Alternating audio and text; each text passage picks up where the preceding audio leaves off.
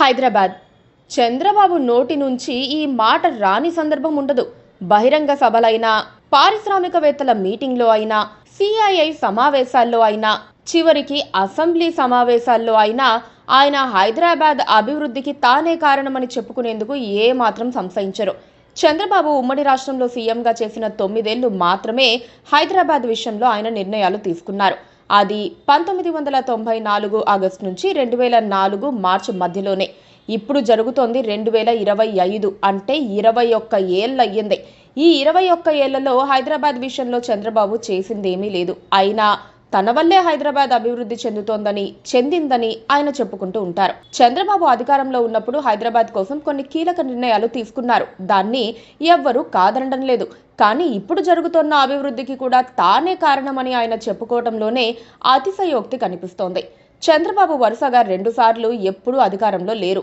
మొదటిసారి ఎన్టీఆర్ను దింపేసిన తర్వాత సీఎం అయ్యారు. ఆ తర్వాత 1999లో మరోసారి సీఎం అయ్యారు. మొదటిసారి సీఎం అయినప్పుడు ఎన్టీఆర్ను చూసి ప్రజలు ఓట్లేశారు.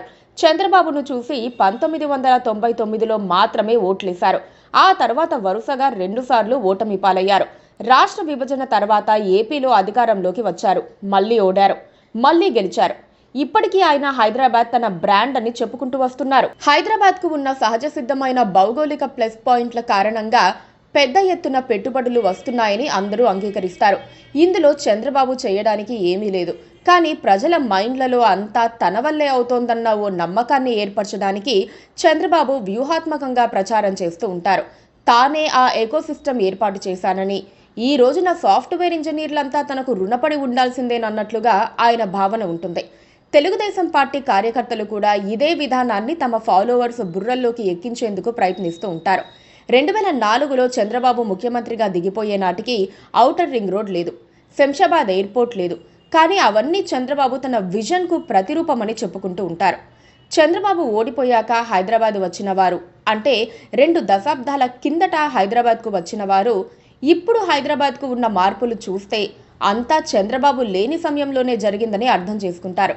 కానీ అదంతా చంద్రబాబు వల్లేనని ప్రచారం చేసుకోవడంలో చంద్రబాబుతో పాటు టీడీపీ టీం సక్సెస్ అవుతున్నారు. ఇతర పార్టీలకు దీన్ని తిప్పికొట్టాల్సిన అవసరం కనిపించటం లేదు. అదంతా అబద్ధమని చెప్పినా టీడీపీ సోషల్ మీడియా బలం ముందు సరిపోవటం లేదు. చంద్రబాబు కష్టపడలేదని, హైదరాబాద్ కోసం పని చేయలేదని ఎవ్వరూ చెప్పరు. కానీ ఆయన ప్రతి అంశానికి తనే క్రెడిట్ తీసుకోవటం పైనే అభ్యంతరాలు ఉన్నాయి.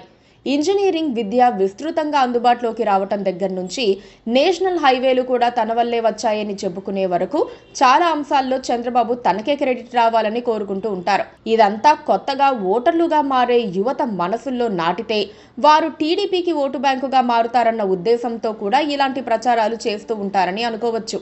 కారణం ఏదైనా చంద్రబాబు హైదరాబాద్ జపంపై ఎంతమంది సెటైర్లు వేసినా ఆయన మాత్రం రుద్దుడు ఆపడం లేదు. నవ్వేవారు నవ్వని అన్నట్లుగా ఆ ప్రచారం అలా సాగిపోతోంది. Please subscribe to KTV Telugu. KTV Telugu. KTV Telugu channel.